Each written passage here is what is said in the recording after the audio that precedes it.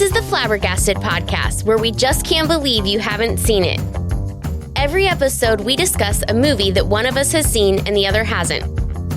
Follow us on Instagram @flabberpod and subscribe in your podcast app of choice. I'm your host, Jessica. Let's get to it. Hello. We are joined by Gabriella today, and we're talking about The Maze Runner. The Maze Runner. When did this movie come out? 2014. It is directed by Wes Ball, starring Dylan O'Brien, Will Potter, Kaya Scodelario, Thomas Brody Sangster. It's rated PG-13 and listed as action/sci-fi. And it's Will Poulter. What did I say? You said Putter. This is what happens when you can't read your handwriting, ladies and gentlemen. Okay, so tell me why you like this movie so much. So we were talking about movies that you and I could podcast together. I've never seen it, or I had never seen it, and you are a big fan of this movie. And so tell me what it's about and why you like it. So the story is about Thomas, who wakes up in this just like, they call it the Glade, with no memories. And he's surrounded by this maze that him and the rest of the people there have to figure out how to get out while trying to survive. Would you say that the Glade is technically in the middle of the maze? Yeah. Yeah. Technically, okay, it's in the middle of the maze, and they have to figure out how to get to the edge of the maze without dying, basically. I'm with you. Yeah. And I have always just liked stories like that, where it's like fight to survive, dystopian type thing. So, yeah, that's why I like it. It's just because I've always liked those type of stories. When did you first see this film? I think I first saw it like a couple years ago. I think Alexis, my sister, had it playing in the background, and I just kind of watched it there. And then I watched it like fully by myself. So you haven't even seen this movie fully until a couple months ago when you watched it again? Yes. Oh, okay. I thought you'd been like watching this movie for a long time, and because now it's 11 years old. Yeah. Okay, so things that you like about the movie, specific scenes. I like that he wakes up and he doesn't have his memories, and so it's not so much that I like that he doesn't have his memories, but what I like about that is it was a choice that's part of the story for him to not have his memories. And so we're learning everything along with him as he learns it. And I think that that's a very, just interesting way of telling a story. I think it's funny that their names are regular, but also goofy. Yeah, like Frying Pan. Yeah, like, what's that? Even Newt. Yeah. Like, I love Newt. What's going on there? So I liked that. What I don't love about this movie is I don't know what they're doing there. Yeah. I get it. I get they're there and they're trying to get out. Or, Thomas is trying to get out. Everybody else is just like, this is how we live. Exactly. Yeah. But I don't know what they're doing there. I don't get that at all.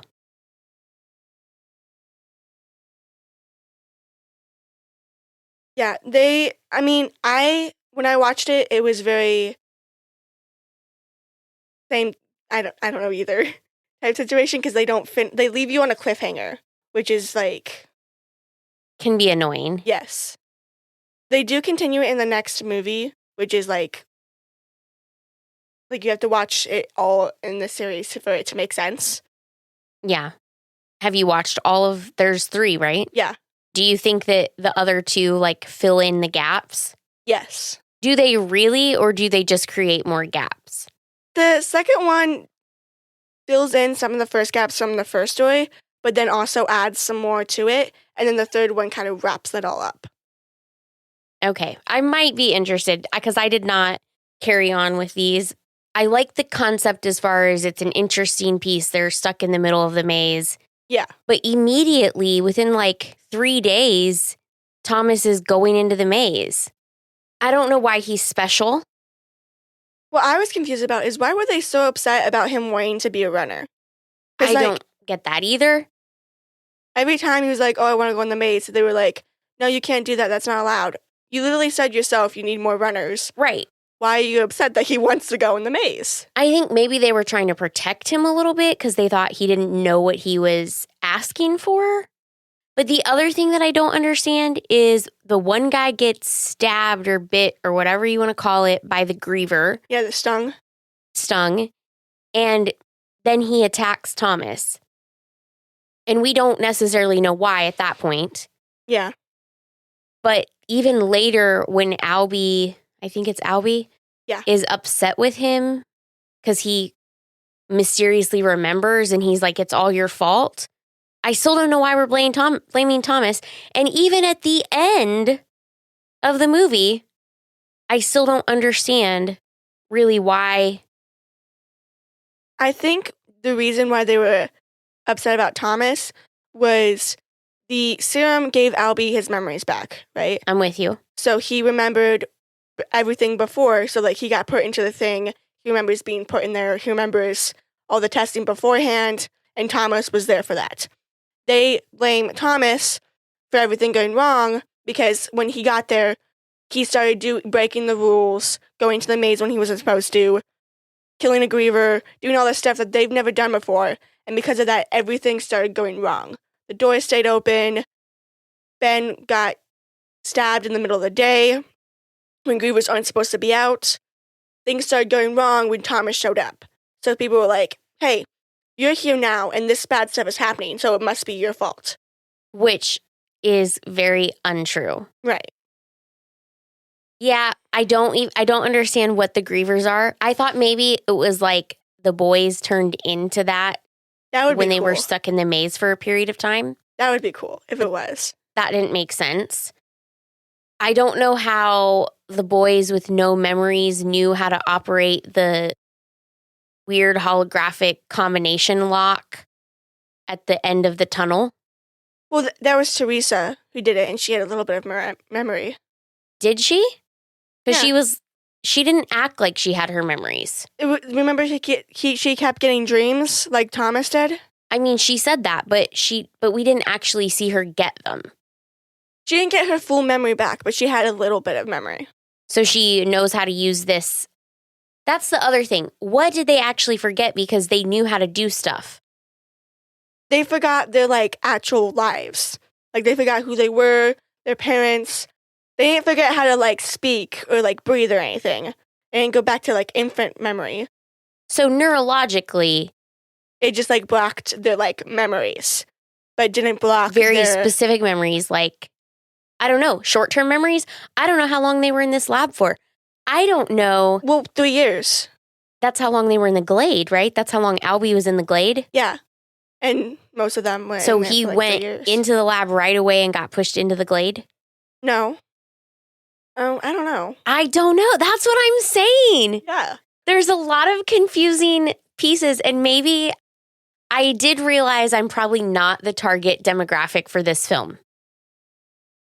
That's 11 years old. Yeah. So I will say, like, it's also like a book adaptation, so there might have been information that got cut because it had to be a book turned into a movie. Yeah. Did you read the book? No. Would you read the book, do you think? Yes. So that's next on your to-read list? It's definitely on there. It's not next, but it's on there. So I just have all of those questions, and I feel like we didn't get a lot of time in the Glade as the normal life. We jumped right into Thomas being there, which I feel like that could be realistic. Like, yeah. It doesn't seem fishy. He's there. People are telling him one thing. He's thinking, this is a little odd. Why are we not? This is just life. We're supposed to accept this. Yeah. So I feel like that makes sense. He's pushing the envelope a little bit. The overall story, like, there are things I just do not understand about it. But I did like Minho or Minho. I think it was Minho. I like him. He's my favorite non-Thomas character. And my second favorite is Newt. Mine reversed. Oh, Newt, nice. I like nice. Newt a lot. I like Newt a lot. I think he's very smart. Newt? Yes. I do like Minho a lot, too. I like him because he's like a good, for lack of a better term, like sidekick supporting character. He's like, listen, dude, I'm going to question you a little bit. I'm going to give you some pushback, but I'm also going to support you because you've been leading me in the right direction. Your instincts are good. But I also recognize that, and there's like a theory here, but Thomas isn't really a leader of the group. He's not really trying to be a leader to the group. No, he's just trying to get them out of there. He's just trying, He's just trying to leave. He's just trying to leave, and he maybe wants to persuade a few people, but he doesn't really want to take ownership of the whole group or anything like that.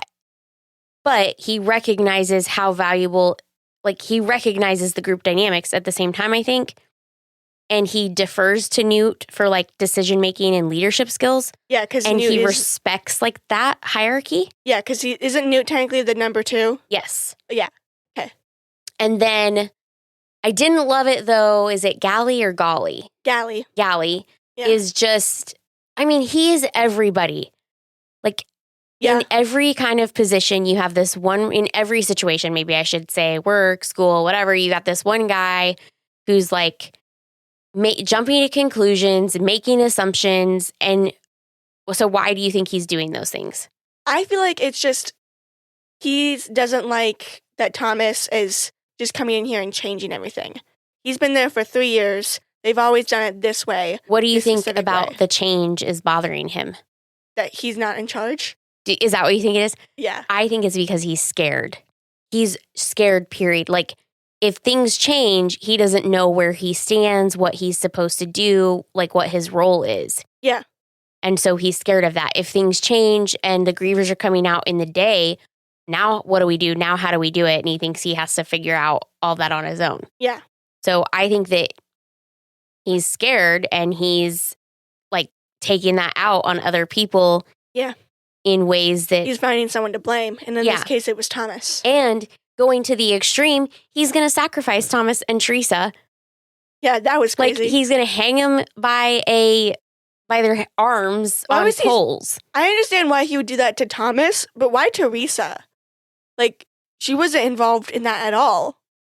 She just knew Thomas's name, and that was it. I think it was guilt by association. She was too close to him and too much of a wild card for him to not address her too. Yeah. That kind of seems bold to get rid of your last glader that was sent up. Yeah. Like the last person sent in the box. Nope, that's killer. Mm-hmm. So, group dynamics there. Minho. The first thing, he leaves Albie and Thomas and he runs off. Yeah. And I'm like, okay, I'm not going to like this guy. And then by the time they get him out of, he comes back for Thomas and Albie. Which I don't know why I don't really understand. Oh, I'm sorry. That's my bad. I forgot. They were almost out and Thomas runs in. Yes. To help. And they get locked in. Yes. And Albie's not dead yet. So they're trying to get him out. Get him to a place where he can be saved. But they also can't run holding on to him. So they're going to hang him in the ivy and hide him. Why did they hang him in the ivy when they could have just put him in the crack that Thomas hid in? I don't know. And I wondered that too. Yeah. Wondered that too. And so he runs off, but he comes back to help Thomas and they make it out. And so that was his redeeming character or his redeeming quality.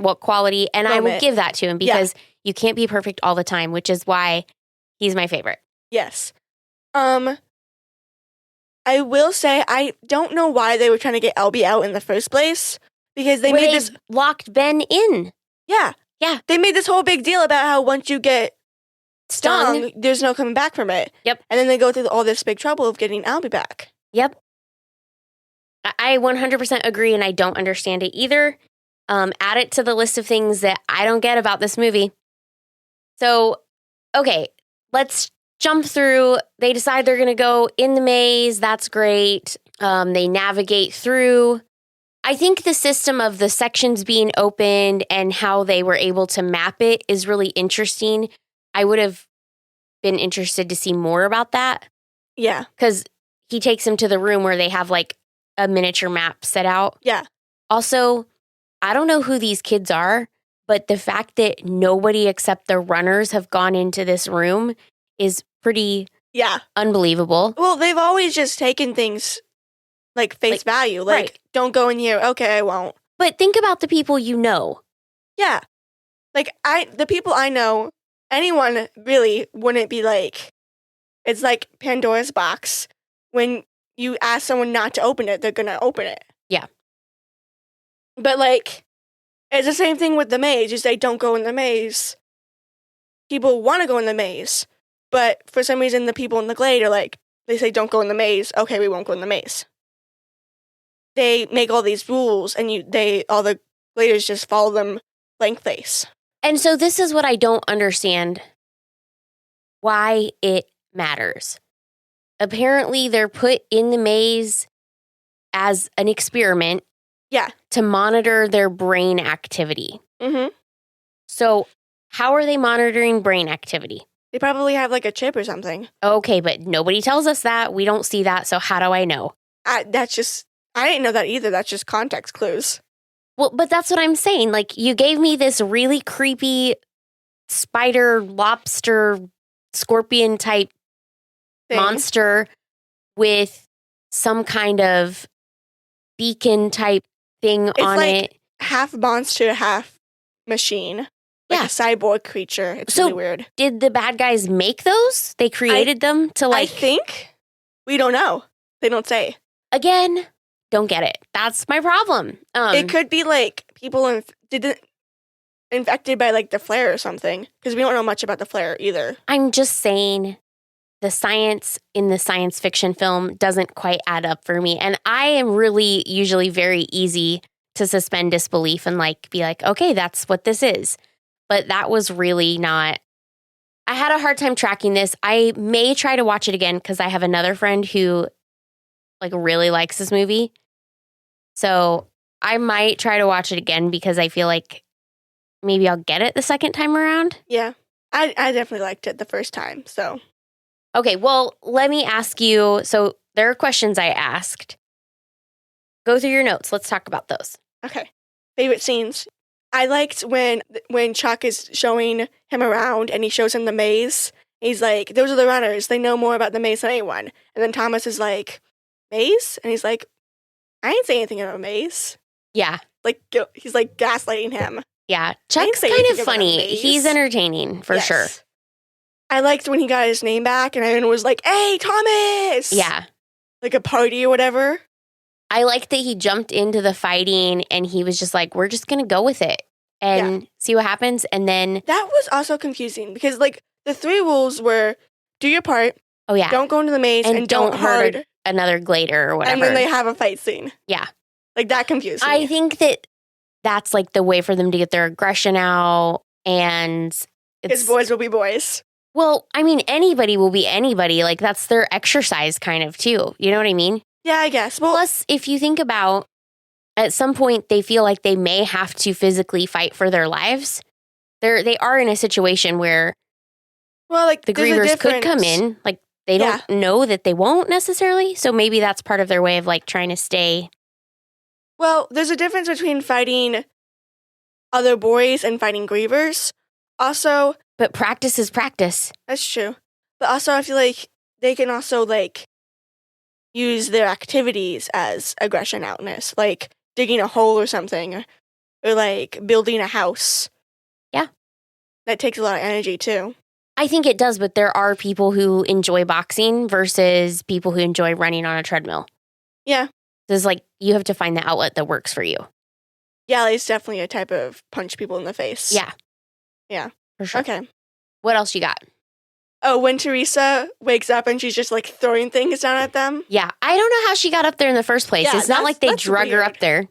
Yeah. I don't know. She probably just, like, ran up there or something and they were too scared to grab her because she's a girl. Yeah. I don't know. Which, by the way, lost their memories, but they know what a girl is. And they were, like, kind of, somebody was flirty-ish about it. Maybe they weren't. I don't remember that. There was one who's like, is this what all girls are like? Oh, yeah. Yeah. So they have an idea of what a girl is. Like, they have an idea of what parents are. I know. I get it, but I'm just saying. They have proper, like, human, this is what right and wrong is, this is what normal is, this is whatever. But they don't have memories of their actual lives. There's a word for it. Do they know what normal is? Yes. I mean, selective amnesia or something like that, but it's I don't know. medically induced. Yeah. They don't explain by the end of the movie how they're getting them to not know these things. Like, I'm just saying, I don't know. I would like to know that. I would like to know how they get it back. Like, why does the It's got to be some type of blocker type concept. And why does the stingers... Because it's the stinging that gives you your memories back. Right. Because Ben was like, this is your fault. Yes. That which makes me wonder, like, what's the logic behind the grievers? Yeah. And what's the logic behind making them sting to give them their memories back? Like, what are they tracking? Also, if you're trying to keep these kids alive to be able to get a cure, killing them off is not a good idea with, like, grievers. Exactly. And how at the end when she's like, I wasn't expecting so many survivors. When she's talking, when the lady's talking. Because she didn't actually kill herself. Yeah, that was weird. Mm-hmm. By the way, I like her as an actress. She's one of the people I enjoy watching on TV. Or movies, whatever, you know. Yeah. Well, when she was like, I didn't expect so many survivors. Why did you put so many in there if you weren't expecting somebody to come out? Well, she's expecting them to die off, but that's what I don't understand. What do they get if they die, and what do they get if they don't? You're studying them to try and find a cure, and if they die, you can't study them. So what's the point of putting them there? I'm still stuck on what about them are you studying? And she's studying them because they're immune to it, right? That's what she said. That's the reason they've been selected for study. Yeah. So she's trying to figure out why they're immune. So that she can create a cure. That's what she said. Yeah, but there are points of observation. When somebody gets admitted into the hospital and the nurses come in like every hour and a half and what do? They monitor you. They like look at your vitals and heartbeat and stuff. Yeah. So there are those things like your temperature, your heart rate, your oxygen, your blood pressure. Yeah. They come in like every hour and they check those things, right? Right. To make sure you're not dying. So if this is an experiment, what specifically about these gladers are they monitoring and where's the data? They're monitoring their decision-making skills and you said by context clues you think they have a chip in their brain? A chip in the brain? It has to be something like that. Right. I get that. But I still don't know what that is. Like, are they monitoring like their logic processing skills? Because your brain has a lot going on all the time. Yeah. So what about? I don't know. Like, that's what I'm asking, or that's the thing that is tripping me up a little bit. Yeah. What was the last thing you were talking about on your points of? Oh, Teresa and I said they remembered girls, obviously, and you said, well, they know parents, and we started talking about what their memories were like again, and that led us down the whole rabbit hole of.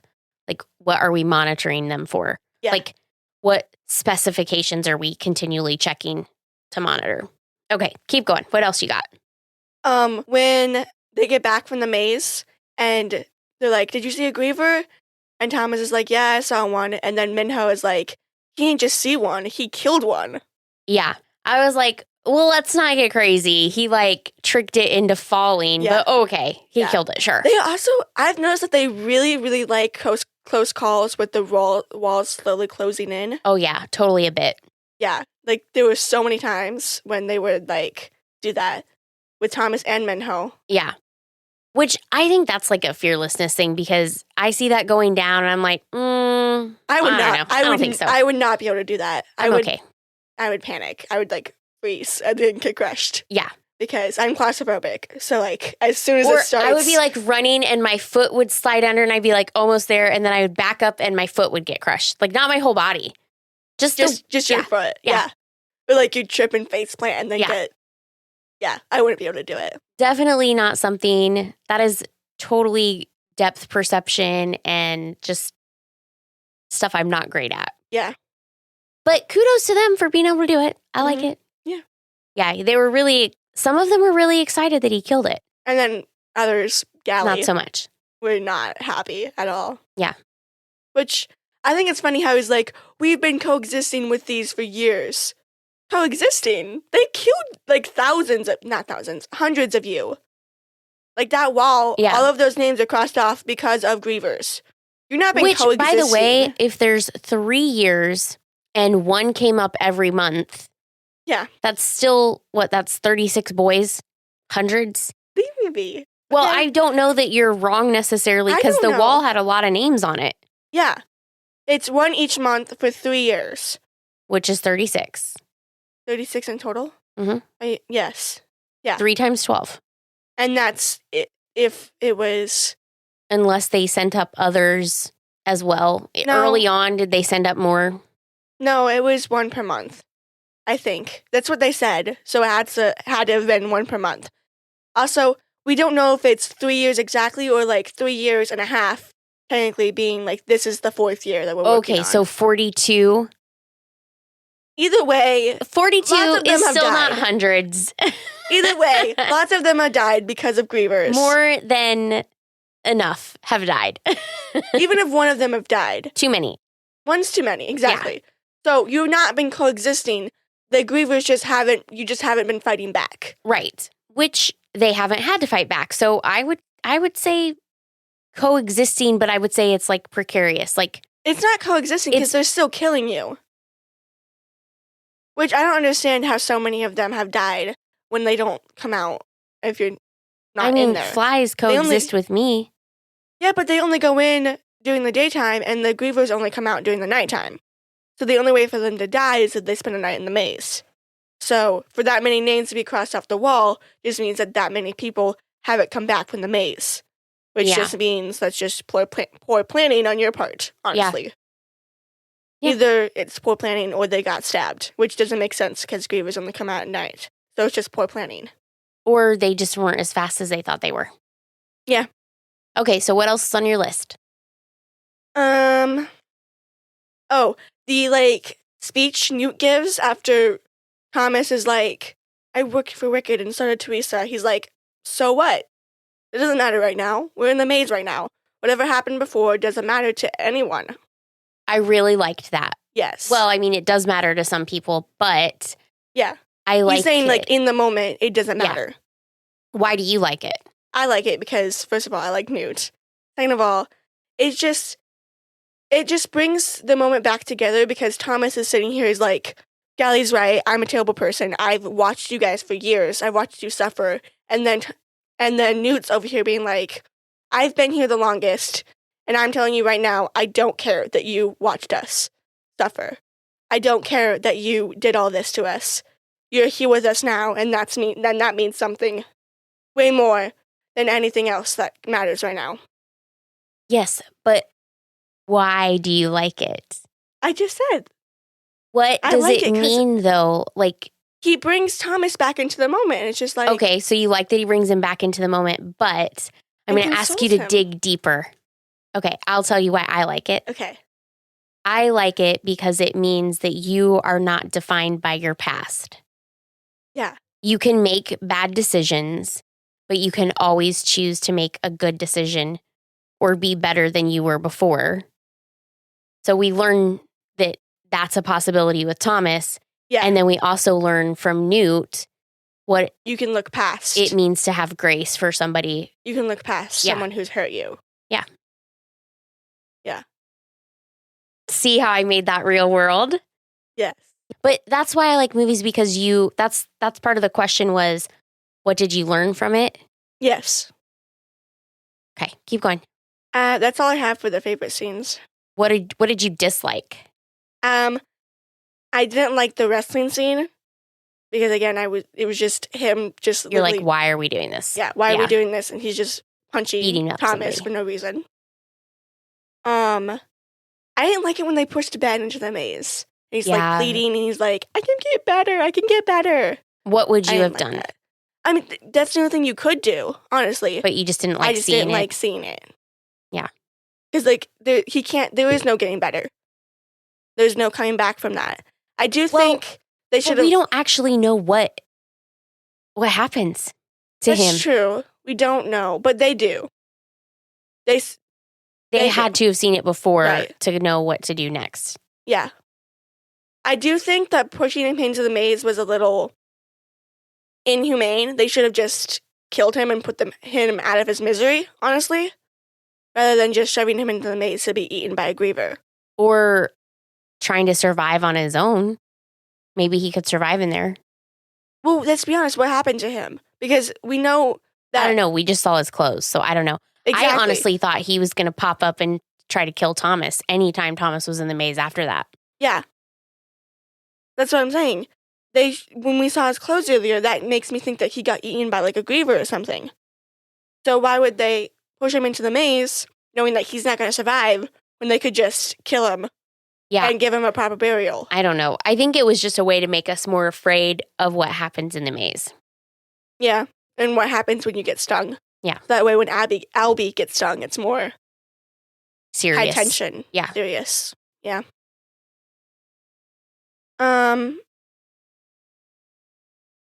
When the doors stayed open at night and like everyone was getting slaughtered, did not like that. That was hard to watch. Just because it's too gruesome for you? Or no, just because like you cared about these people and they're getting killed? Well, the characters I cared about them. So. You're like, I don't really care about those characters, but Thomas and Teresa and Newt cared about them, and that's good enough for me. Yeah. Pretty much. Also, it's just not good watching anyone die, so there's that too. Yeah.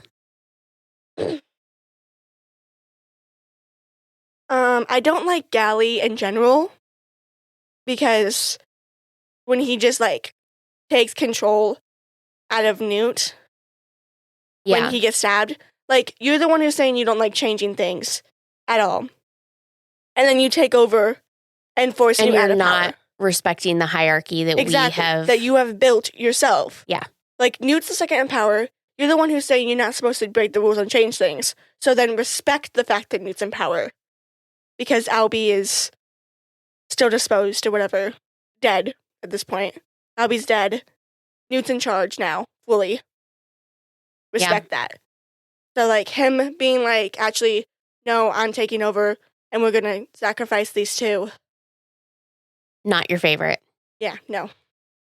I mean, I didn't really like him throughout the film, but that's what Lily really nailed tipped it over the edge. Him killing Chuck. I know. What was he doing? And Chuck was so great. Like, he's such a good supporting character. Yeah. Like, but he was definitely like the little kid that everybody wanted to look out for. You know? Yeah. Like, if everyone's going to get out of here, it has to be this kid. Yeah. And then he dies. He's like literally the only one who didn't make it out. And then when he dies and Thomas is like, no, we got out. You have to be okay. Yeah. That was like. That was a good scene as far as like, he was very passionate about it. Yeah. Yeah. That was I think they did a really good job of like dropping these little threads for you to believe Thomas would have been that upset. Yeah. Like if anybody else had died, I don't think Thomas would have been that upset. Yeah, because he just met these guys. I don't want to say that upset. I don't think he would have been as upset as he was with Chuck. But because they kept having these little moments and like the carved penguin thing. He was very vulnerable with Chuck and Chuck was very vulnerable with him. And that can build trust in ways that the other characters didn't. Yeah. That bummed me out. And then they get rushed by these army guys and carted off. And you're like, what is happening? Yeah. Which irritated me. I don't like being rushed places. Yeah, well, this entire movie is rushing you places. The whole movie is rushed. The whole movie is rushing you places. Yeah. Even when he wakes up, he's rushed and then running out. Yeah. There's not a lot of dull moments in this movie. Not a lot of chill time in these movies. So, did it change your life? I did like it a lot. It didn't like change my life and like keep me up at night, but like I do like it a lot. And so the last question that we normally ask, there's two questions, but we normally ask, does it hold up over time? But since you've only recently saw it, which I thought you had seen it, 4 years ago, and you're like, this movie is so great. No. But you'd only recently saw it. So do you feel like it holds up today? Like if you saw it again today, you'd be... I would think so, yeah. Anything from 10 years ago, like it still seems relevant to where we are today. Yes. Yeah. Okay. So then the final question we always ask is, would you watch it again? And you are like, of course. Yes, I would. Would you watch it again? I think I might watch it one more time just because I have other friends that like it too. And I feel like maybe I missed something. Like maybe I was just a little hard on it. Well, if you do watch it again, you should probably watch the entire series. Just so you can get all the pieces. That's like 8 hours. Yeah, but like... I don't know. I'll watch it again and maybe I'll watch the next two just in case.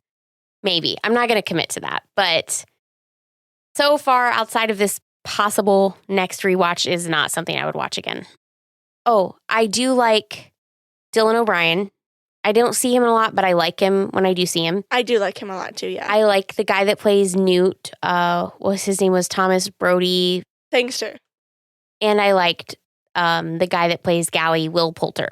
Oh, and Patricia Clarkson, who was the scientist. I like her. Did I say I liked her already? Yes. Yeah, I liked her. So I watch her a lot. So it had people that I enjoy watching.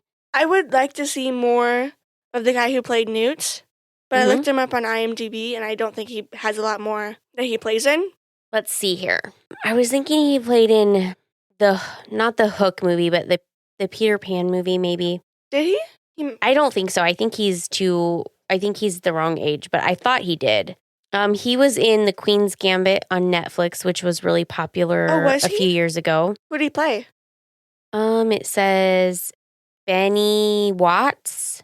Oh, he was in Love Actually, which we podcasted about this movie. Did not love it, but, he was good in it.